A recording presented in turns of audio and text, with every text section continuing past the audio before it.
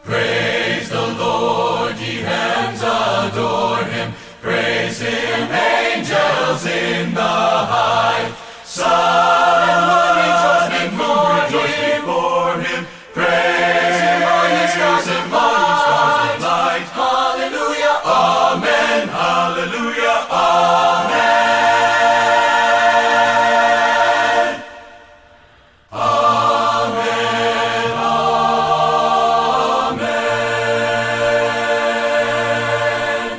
Praise the Lord, for he has spoken. Worlds his mighty voice obey. Laws which never shall be broken. For their guidance he hath made. Hallelujah, amen, hallelujah, amen.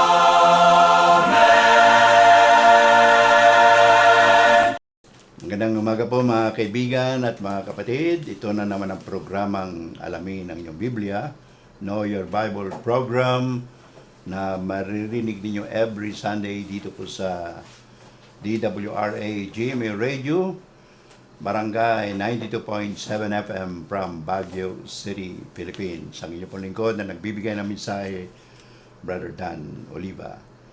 Ito na po ang ating huling mensahe para sa huling linggo ng Pebrero. At papasalamat pa rin tayo sa ating cameraman, si Carl Kayabyab. Nais nating batiin ang ating lahat ng tagapakinig sa buong siyudad ng Baguio, Benguet, Cordillera Region, diyan po sa Abra, parting La Union, Pangasinan, hanggang po sa iba't ibang lugar na inaabot ng ating programa. Alam ko po hanggang Ilocos Region ay nakakarating ito. Good morning to everybody. We are now on our last Sunday of the month of February, and our discussion will be on the subject religious cults examined. Religious cults examined. I'd like to greet also our brothers and sisters in other countries like in Jeddah, Jonathan Sareno and the congregation over there, Brother Terry Dennis in California, USA, and of course other people from different countries. We hope that you are viewing this through our YouTube channel, Know Your Bible program. Our discussion will focus on the subject religious codes examined, and I would like to read our text this morning based on the book of Colossians chapter 2 verse 8, and this is the reading from the book of Colossians chapter 2 verse 8. The Apostle Paul wrote the church at Colossae, "Beware lest anyone cheat you through philosophy and empty deceit, according to the tradition of men, according to the basic principles of the world, and not according to Christ." So, yun po ang ating teksto. Ang po sa sulat ni Apostol Pablo sa mga Kristiyano sa Colosas. Ang kanya pong sulat ay binibigyan niya ng babala ang mga kapatiran doon na baka daw may mandaya sa kanila sa pamamagitan ng mga filosofiya ng tao, mga pandaraya na hindi ayon sa tradisyon o kaugalian ng tao at ayon po sa mga prinsipyo ng mundong ito at hindi ayon sa ating Panginoong Jesucristo. Yan po yung buod ng ating pagtatalakay sa subject na religious codes examined based on the book of Colossians chapter 2 verse 8.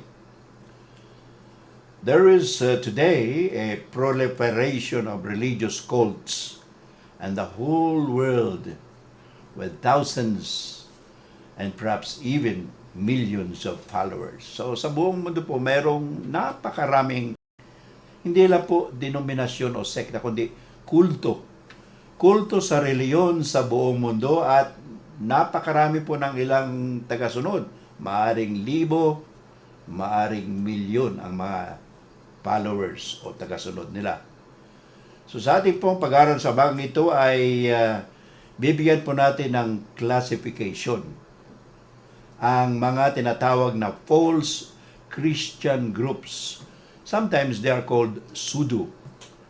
Pseudo means false. False Christian groups to distinguish them from social, philosophical, and political cults. Sapagkat meron din pong kulto tungkol sa ating lipunan. May kulto rin na tungkol sa filosofiya, may kulto rin na tungkol sa politika. So, ang ating pong pag-aaral ngayong umaga, mga kaibigan ng mga kapatid, ay tungkol po sa mga kulto sa reliyon. So, atin pong i-concentrate o focus ang ating discussion sa mga tinatawag na kulto sa reliyon or religious cults. Atin pong pag-aaralan. Now, how do these people convince people or others about their groups? Well, these groups, the so-called religious cults, confuse and ensnare or trap people into their circles.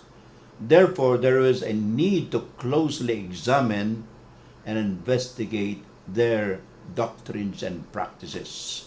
According to John chapter 8, verse 32, Jesus Christ said, Ye shall know the truth, and the truth shall make you free. So ito pong mga religious na kulto ito ay dinadaya po nila ang mga tao.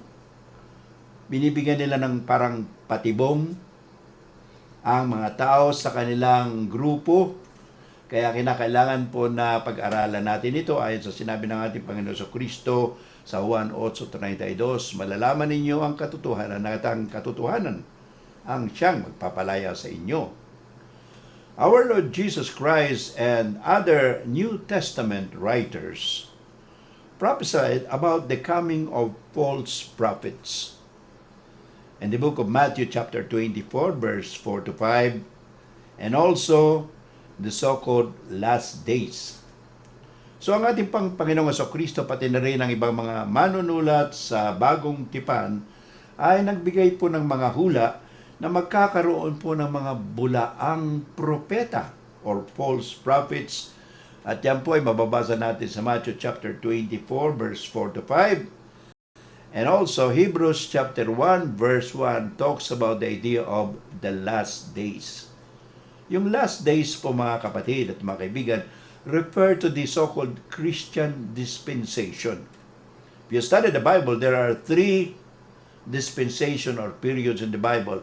We have the so-called patriarchal period where God was speaking through the fathers. And then came the second period, the Mosaical period, when God gave the Old Testament law to the Jewish people or to the Israelite nation through Moses.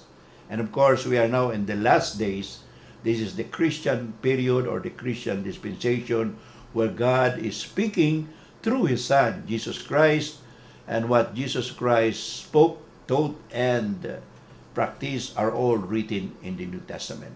We'd like to quote Hebrews chapter 1, verse 1, which says, God in the olden times and in various ways spoke to the fathers and to the prophets, but in these last days, God hath spoken through His Son.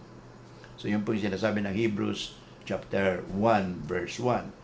Now we will also differentiate what is called and what is a sect. Sect, S-E-C-T, versus Christ Church briefly.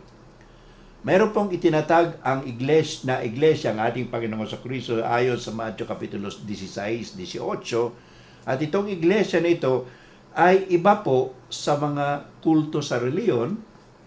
Iba rin po ang ating tinayong iglesia ng ating Panginoong Kristo sa tinatawag na mga sekta sa reliyon. So pag-aaralan po natin yan.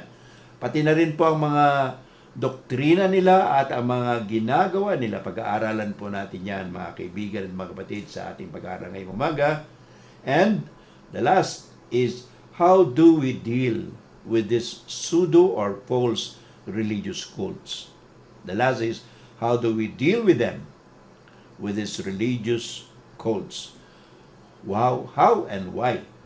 Papaano at bakit? So pag-aralan po natin ang ating first part ng ating pag-aaral. Jesus foretold about these things in the book of Matthew chapter 24 verse 4 to 5. Ito po ay hinulaan na ng Panginoong Jesucristo. Kung mayroon kayong Biblia, samahan niyo ako sa pagbabasa sa Matthew chapter 24 verse 4 and 5 where Jesus Christ said, "Take heed that no one deceive you, for many shall come in my name, saying, I am Christ, and shall deceive many." So sabi ng ating Panginoong Jesucristo, mag-ingat kayo na walang mandadaya sa inyo, sapagkat marami ang darating sa pangalan ko at sasabing, ako ang Kristo.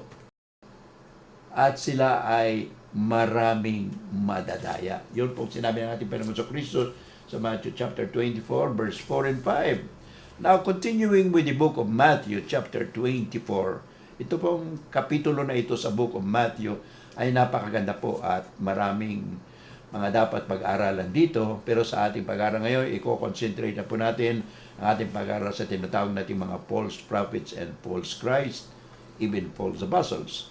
Now, continuing with our reading, we'll go to the book of Matthew, chapter 24, verse 11, and verses 23 and 24. Ganito po ang sinasabi sa wikang Ingles. Medyo mahaba po ito. So, pakinggan po natin, mga kaibigan at mga kapatid. Well, Christ said, many false prophets shall rise, and deceive many. And they would say, oh, lo, here, there is Christ. False Christ or false prophets shall show great signs and wonders, and it be possible they shall deceive the elect. Verses 23 and 24. And if you continue reading, it says, behold, he is in the desert. Do not go there. Behold, he is in the secret chamber. Believe it not.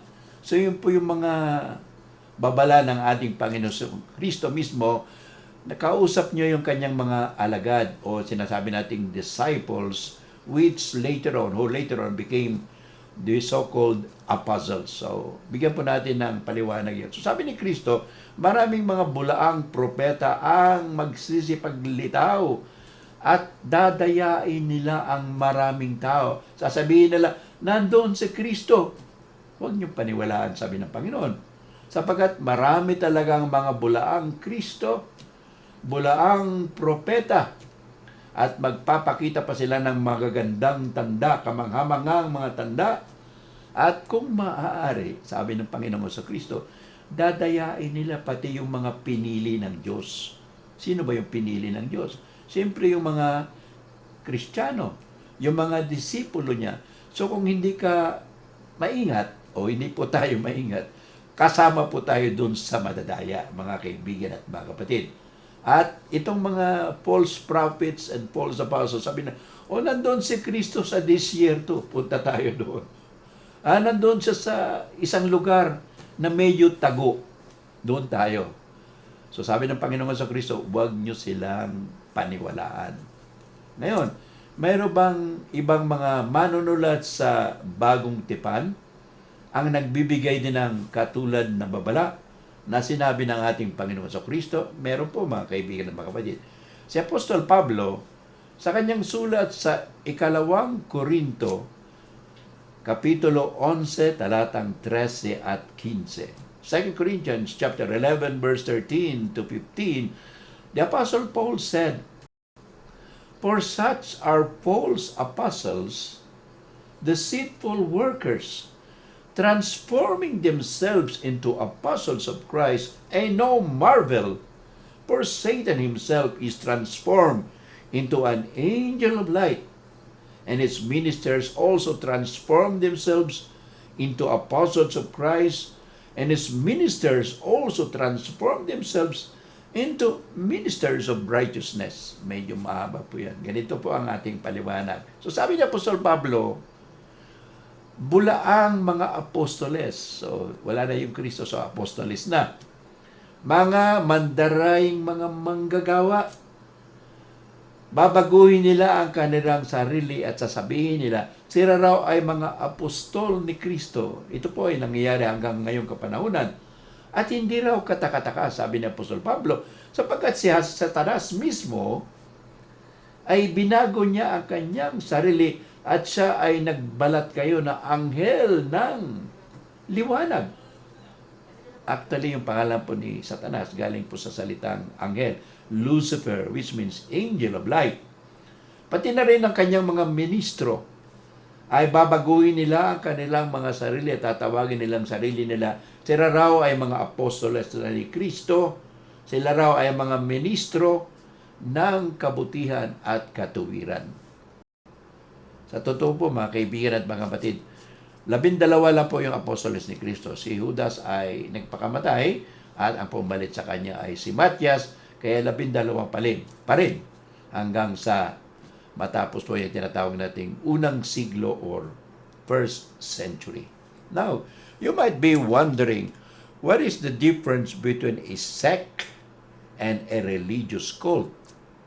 Ano po ang diferensya o pagkakaiba ng isang sekta at saka isang kulto sa reliyon? Kasi marami po ang nabibigyan ng parang confusion o naguguluhan sila sa diferensya o pareho lang ba yung sekta at isang kulto. Now, the distinction between them. Let us find out what is the distinguishing factor between a sect and a religious cult. Una muna po, pag-aralan natin ano po ang ibig sabihin ng salitang sekta.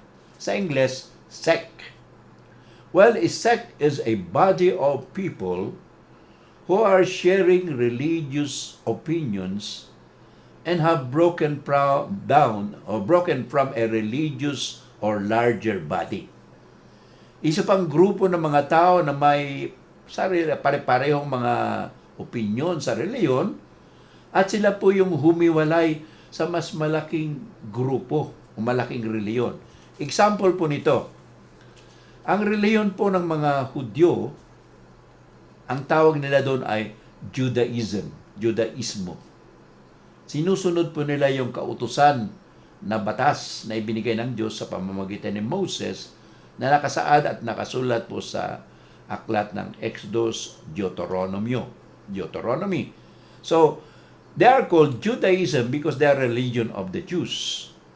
So, yun po ang pangalan nila. Now, there are sects in the religious na pangalan ay Judaism. Ano po yung mga sekta na under sa Jewish religion or Judaism? Well, number one is the Pharisees. Acts chapter 5 verse 17, binabanggit po yung mga Sadduceo. Sa Ingles, Sadducees. Ano po yung mga Sadduceo? Isa pong grupo ng relihiyon ng mga Hudyo na hindi po naniniwala sa mga anghel, hindi sila naniniwala sa pagkabuhay na muli. Yun po yung kanilang peculiar na mga paniniwala. So, hindi sila naniniwala sa parang afterlife. Hindi naniniwala sa anghel, hindi rin naniniwala sa pagkabuhay na muli.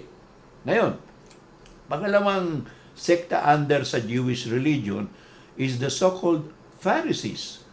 The word Pharisees means, from the word Pharisee means to hiwalay, to separate. So ito pong mga Pariseo, sila po ay stricto sa mga tradisyon na namana nila sa kanilang mga ninuno.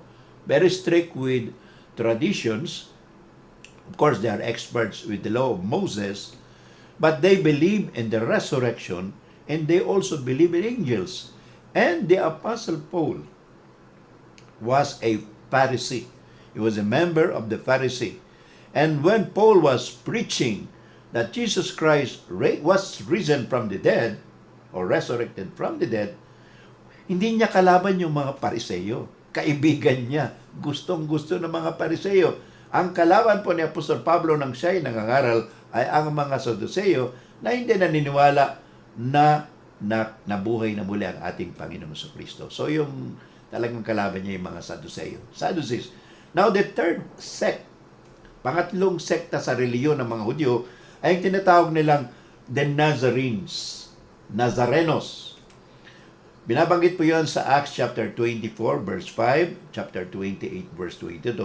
Aklat ng mga Gawa 24:5 at 28:22. So nandoon po yung term na Nazarenes, Nazareno.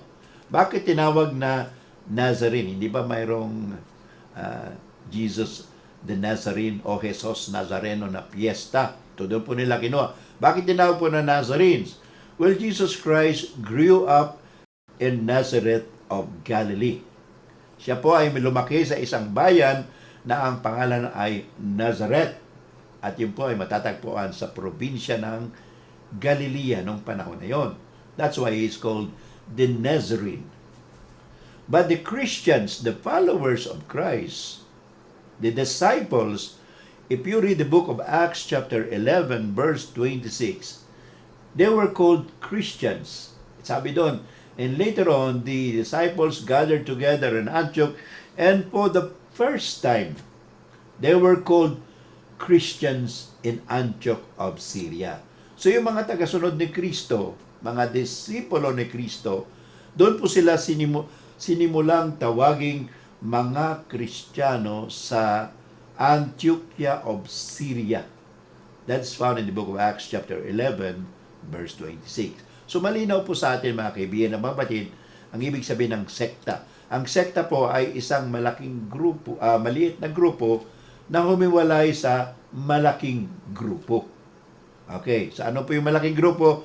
The religion of the Jews, Judaism, at ang maliit na grupo yung sekta, mga Saduceo, mga Pariseo, at ang mga tagasunod ni Kristo na unay tinawag ng mga Nazarenes o mga Nazareno, and then later on they were called Christians.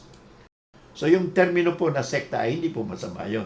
Isang maliit na grupo na galing sa malaki. Now let's go to the definition of the word religious cult. Kulto. Religion, kulto sa religion.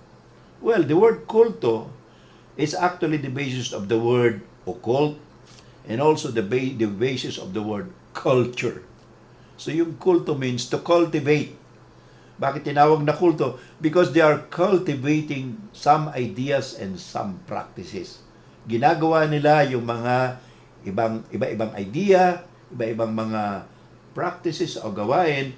So they are cultivating something. That's what we get word cultivate, culture, occult, and kultura. Yan po yung isa lang po yung root word niyan. But the word religious cult is applied to a religious system of beliefs and rituals regarded as unorthodox, spurious, with great devotion to a person, to idea, or a thing, or something. Okay, ulitin po natin. Ano pa ibig sabihin ng kulto sa reliyon? Ang kulto po sa reliyon ay isang sistema ng mga paniniwala sa reliyon, isang sistema ng mga rituals o mga gawain na ang paningin ng iba ay hindi, sabi na Latin, hindi ordinaryo, kakatuwa. Kakaiba yung kanilang mga tinuturo at pinaniniwalaan, at sila po ay mayroong great devotion sa isang tao, sa isang ideya, o sa isang bagay. Okay, marami pong halimbawa dyan. Isang kulto sa reliyon, ang kanilang dinadakila ay isang tao. Doon po sa Amerika, dito po sa Pilipinas, mayroong ganon. Mayroon silang tinatawag na charismatic leader. Pwedeng tawagin niyang leader yan na propeta, pwede ring tawaging apostol, pwede ring tawaging sugo, at pwede ring tawaging anak ng Diyos. Ngayon, mayroon din po silang ideya. Ano po yung ideya? The narcissistic cult. Ano po yung narcissistic cult? Mayroon pong God, probably Greek God or Roman God, si Narcissus. Ang ideya po niya ay napakamahal niya ang sarili niya. He loves himself so much dahil maganda siyang lalaki, matalino. So, he loves himself so much. Love of self, ang tawag nila doon ay narcissism. So, yun po isang ideya yon. Sentro rin sa isang tao. Okay, pwede rin yung kulto sa isang uri na isang bagay. Halimbawa, yung cross ni Kristo. Yung cross daw, simbolo daw ng pagkapako ni Kristo. Mayroon pong kulto na cross lang ang kanilang pinaniniwalaan. Yung cross mismo, whether kahoy man o bakal, sinasamba nila mismo yung cross. So yun po yung mga halimbawa ng tinatawag nating kulto. Now, ano po yung mga doktrina ng mga kultos sa reliyon? Napakarami po, pero hindi po natin tatalakayin lahat yan, mga kaibigan, mga batid. Para po sa ating kaalaman, 3 doktrina lang po ang ating papansinin. Kasi ito po yung pinaka-importante. Ano po yung mga doktrina na yan? Well, number 1, the notable teachings of religious cults is, number 1, it pertains to the deity of Christ. When we speak of deity of Christ, we refer to sa pagka-Diyos ni Kristo. Christ is what you call one of the members of the Godhead. Well, there is a cult, religious cult, that teaches that Jesus Christ is a lesser God or a created God. Mayroon pong isang sekta sa reliyon na nagtuturo na si Kristo daw ay nilalang o ginawa lang na Diyos, mas maliit siya na Diyos sa Diyos na Ama. So yun po yung paniniwala nila at itinuturo nila. Hindi lang po isang grupo ang nagtuturo at gumagawa nito, kaya hindi ko po babanggatin yung mga grupo. Alam ninyo at narinig nyo ang mga doktrina ng mga kulto na yan, na sila ay nagsasabi na si Kristo ay nilalang na Diyos, ginawang Diyos, maliit na Diyos si Kristo. Subalit yan po ay kinokontra ng Colosas 2:9. What does Colossians chapter 2 verse 9 say? Well, the Apostle Paul wrote in Colossians 2:9, "For in Him," sino yung Him doon? Si Kristo. "For in Christ," or in Jesus, "dwells all the fullness of the Godhead bodily." I repeat, "For in Him dwells all the fullness of the Godhead bodily." Sa kay Kristo, naroon po ang kaganapan o pagkakumpleto ng pagka-Diyos. Sa kanyang pisikal na katawan, sa kanyang pagkatao, naroon po ang kumpleto. Nasa kanya ang kumpleto at ganap na mga katangian ng pagka-Diyos. Mahirap intindihin po yan, pero ganun po ang sinasabi ng Biblia. "For in Him dwells all the fullness of the Godhead bodily." Halimbawa po, isang tao nakita nyo. Pag nakita nyo siya, yung mukha niya, hindi ka mukha ni Jose Rizal. Pero yung ideya ni Jose Rizal, lahat ng mga paniniwala ni Jose Rizal ay nasa kanya. So pwedeng sabihin, sa taong yon, naroon ang kabuuan ng pagkabayani at paging patriota ni Jose Rizal. Example lang po yan, mga kaibigan, mga kapatid. Pangalawa pong doktrina na kakaiba at kakatwa, unorthodox and spurious teaching of the religious cult is with regards to the Holy Spirit. Well, some of the religious cults believe that the Holy Spirit is just an influence. The Holy Spirit is just a power. And the Holy Spirit is not a member of the Godhead. Ulitin po natin. May paniniwala sila, itong mga kulto na ito. Hindi lang po isang kulto yan. Marami po yan. Ang Espiritu Santo raw ay isang impluensya lang, isang kapangyarihan lang, at hindi po miyembro o kasama sa tinatawag nating Godhead or deity sa Ingles, deity. Wala pong word na Trinity sa Bible. Sabi nga nila, kaya yung Trinity daw, invento ng tao. Wala pong word na Trinity sa Bible. Marahil, hindi pa na-invento yung salitang yan. But the idea of oneness, 1 plus 1 plus 1 equals 1, nandoon po sa Biblia yung idea na. In fact, from the beginning pa kasi sinabi ng Diyos, man and a woman will be united and the two shall become one. Andun po yun sa Genesis chapter 2. Pinag-aralan po natin yan last Sunday. So, sa Biblia, 1 plus 1 plus 1 equals 1 pa rin. Paano natin alam yan? Well, napakarami pong bersikulo sa Biblia. One of them is the book of Matthew chapter 28 verse 19 where Jesus Christ said, baptizing them in the name of the Father and of the Son and of the Holy Spirit. Ilan po yun? Siyempre tatlo. Pero hindi nabanggit yung word na Trinity doon. Well, it does not mean pag hindi nabanggit yung word na Trinity, hindi na tama. Well, how do we prove that the Holy Spirit is a member of the Godhead? Well, just one book, the same chapter, but there are 3 verses. In the book of Acts, chapter 5, verse 3, and verse 4, and verse 9, the writer Luke had this account. He was referring to Ananias and Sapphira who promised that they would give something from the sale of their land. But they did not fulfill their promise, and so the Apostle Peter confronted husband and wife, Ananias and Sapphira, separately, and both of them died later on because they deceived God. This is what Peter said. Satan filled your heart to lie to the Holy Spirit.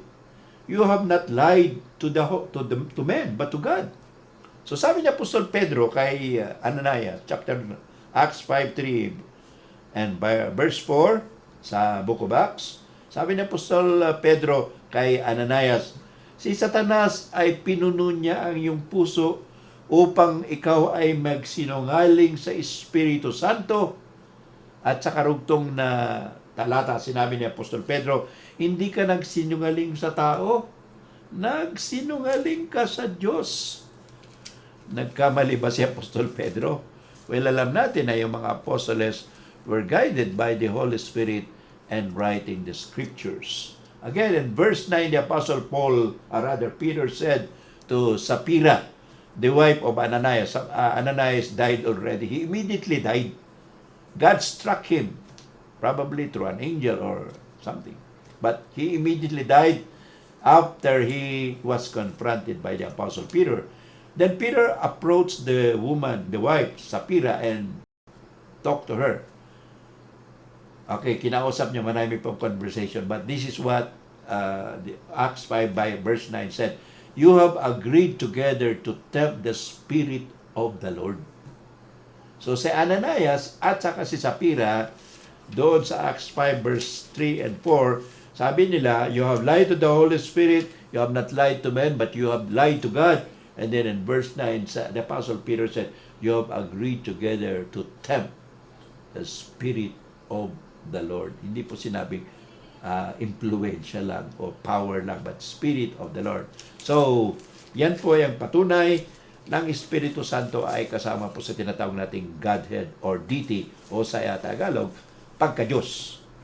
Okay, the third doctrine that these religious cults deny is the idea that the Bible is not sufficient.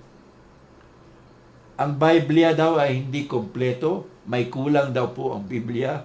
So they have other books. One religious group or one religious cult will teach you first the Bible.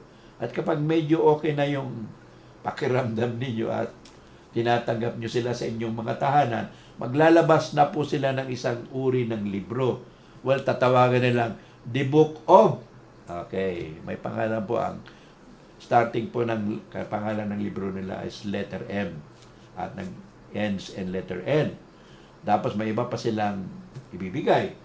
Mayroon na may isang grupo sasabi nila, yung Biblia hindi kumpleto. Kailangan tradisyon ng ating mga ninuno, ng ating mga leaders. Sasabihin pa rin nila. Mayroon nagsasabi, mga doktrina ng ating mga propeta, nagsalita ang Diyos sa kanya, diretso from langit, from heaven.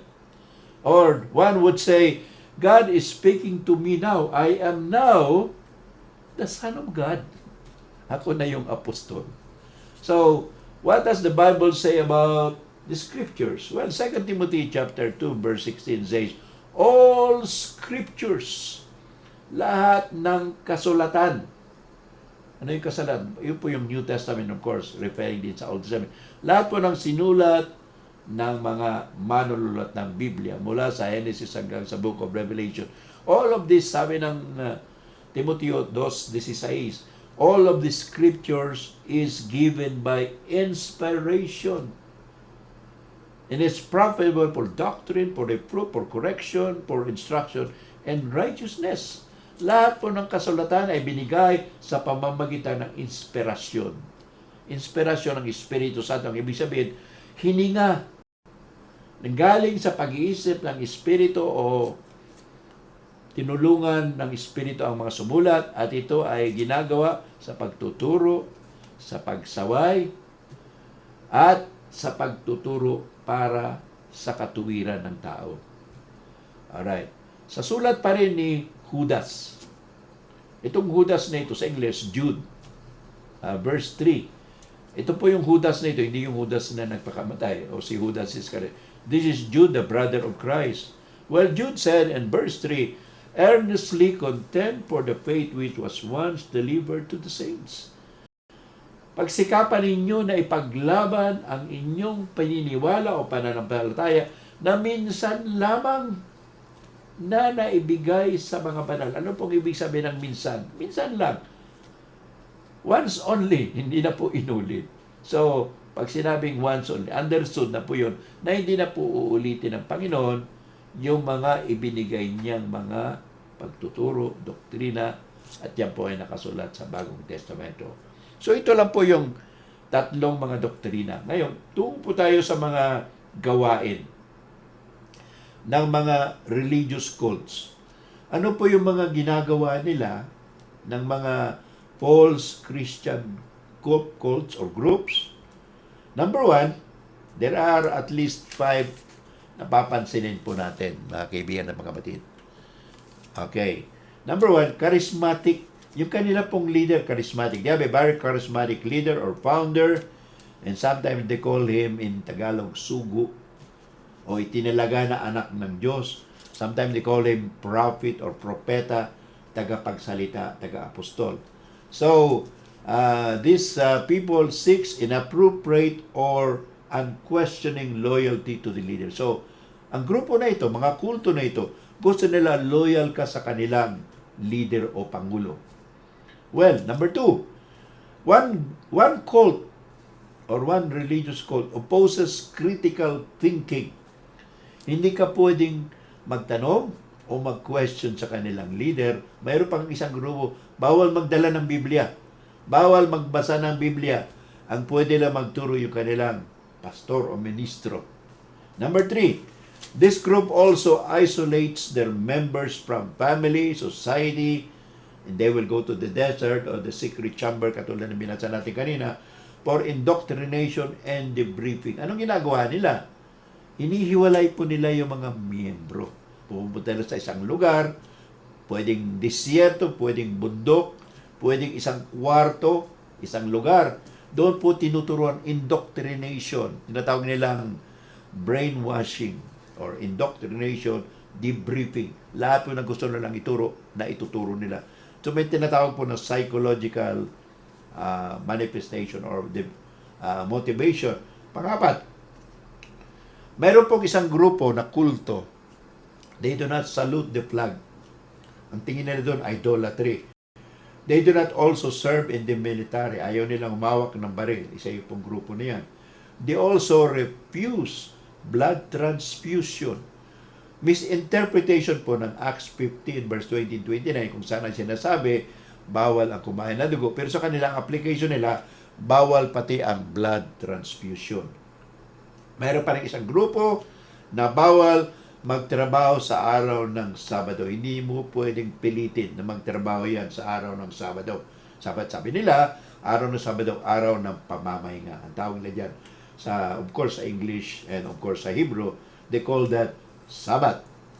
So, they always insist on freedom of religion. Now, as we are about to finish our discussion this morning on religious cults examined, what should we do with these cults? How and why? Well, there are suggestions. There are 3 suggestions at least how to deal with them. Number 1, do not argue with them. Don't ridicule them. And don't denigrate their leader. If you want to win them, kung gusto mo silang maturuan at maging favorable ang kanilang attitude kapag ikaw ay dinalaw nila o dinalaw mo sila. Sabi ng magagaling na tagapagturo ng salita ng Panginoon, sabi lang, do not argue with them o maki-argumento. Don't ridicule, wag mo silang kutyain o pahiyain.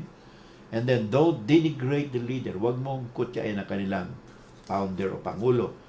Gamitin mo ang salita ng Diyos because God's word is very powerful. Hebrews chapter 4 verse 12 says, for the word of God is active and living and piercing even to the soul, the division of soul and spirit. And then of course, the last and the most important technique, be prepared to face them. Huwag kang mag-attempt o huwag mong subukan na makipag-diskusyon sa kanila. Sapagkat ito po magagaling, mayroon silang drill sa Bible, memoryado nila yung kanila, kung payagan mo silang magturo sa iyo, magaling po yan sila. So, be prepared when you face members of the so-called religious cult. Well, the Apostle Paul said to Timothy in 2 Timothy chapter 4, verse 2 and 4, medyo mahaba po ito. Sabi ni Apostle Paul kay Timothy, reprove, rebuke, exhort with all long-suffering and doctrine, for the time will come when they will not endure sound doctrine, but after their own lust shall heap to themselves teachers having itching ears, and they shall turn away their ears from the truth, and shall turn to fables. So, ganun po ang gagawin nila. Sa halip na katotohanan, magtuturo sila ng mga tinatawag nilang kwentong kutsero. At sa kanila, sabi ni Apostol Pablo, they have itching ears, nangangati yung kanilang mga tainga, ayaw nilang pakinggan ng katotohanan. Well, as we are about to finish our discussion this morning, I would like to leave the following ideas to us, to every one of us, to our listeners, to our viewers. We should know the truth. Jesus Christ in John 8:32, ye shall know the truth, and the truth shall make you free. So, that is our obligation to teach them. So, know the truth about their doctrines before you face them or teach them. And, of course, one suggestion also, teach somebody, do not teach somebody who grew up in the faith. Or rather, teach somebody who grew up in the faith. It's easier to teach somebody who grew up in the faith than to teach a recent convert or a proselyte. Ano pong ibig sabihin niya? Sabi lang isang expert sa tagapagturo sa mga ganitong grupo, mas maganda raw turuan yung lumaki sa pananampalatayang yon kaysa yung nakumberte lang o naging membro ng grupo na yon. Mayroon pa siyang dahilan and explanation doon. And of course, we have to be kind, considerate, and understanding when we teach these people. Because why? Because God loves the sinner, but He does not love the saints, the sin. Mahal ng Diyos ang tao, pero hindi niya mahal ang kanilang kasalanan at pagkakamali. That's why we have the verses, John 3:16, for God so loved the world that He gave His only begotten Son. 2 Peter 3 verse 9, sabi doon, God does not want anyone to perish, but that everyone should come to repentance. So ayaw ng Diyos na mawala ang mga tao. Gusto niya rin maligtas ang lahat, if possible, kung gusto nila. Acts 17:30, the Apostle Paul said, the times of ignorance God overlooks, but He commands all men to repent. So sa pagtatapos po ng ating pag-aaral ngayong umaga, we have already discussed prophecies about the false prophets. We have defined the difference between sect and between cult. We have also noticed their practices and their teachings and what to do with them and how and why. So, as we are about to close this morning, we would like to give the invitation to our friends, listeners, brothers and sisters. The invitation of Christ is for those who are not yet in His kingdom. Jesus Christ said in Matthew 11:28-30, come unto me, all ye that labor and are heavy laden, for I will give you rest. Take my yoke upon you and learn of me, for my yoke is easy and my burden is light, and you shall find rest unto your souls. Next Sunday, ang pag-aaralan po natin, Lord willing, will be on the subject, slavery and freedom in Christ. Let us have a short prayer. Lord God, thank you for this lesson. Thank you for all the hearers and the viewers may it be that the word will penetrate into their hearts and into their minds, that they will seek for more truth and come to Christ for salvation. We hope that they would believe, they would repent of their sins, and they would come to thy kingdom through obedience and baptism. And so that they will be forgiven of their sins and that the Holy Spirit will be given to them. All of this, O Lord, we pray in the name of thy Son, Jesus Christ, our Lord and Savior. Amen. So thank you and good day to everybody. Praise the Lord, ye hands, adore him. Praise him, angels in the high. Sun and moon rejoice before him. Praise him, all ye stars of light. Hallelujah, amen. Hallelujah, amen. Amen, amen. Praise the Lord, for he has spoken. Worlds his mighty voice obey.